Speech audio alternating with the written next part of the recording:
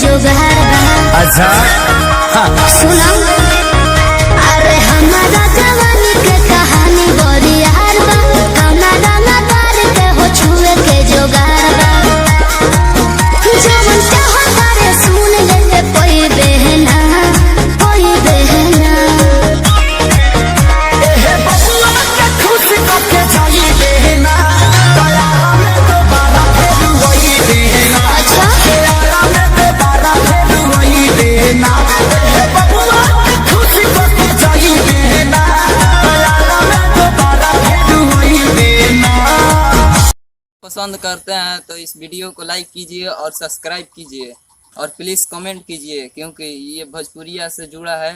और जैसे आप लोग कहते हैं भोजपुरिया वीडियो बनाने के लिए हम लोग बनाए वीडियो, आप इस गाने पर आप प्लीज़ इस वीडियो को शेयर कीजिए, लाइक कीजिए और चैनल को सब्सक्राइब कीजिए। और थैंक यू फ्रेंड।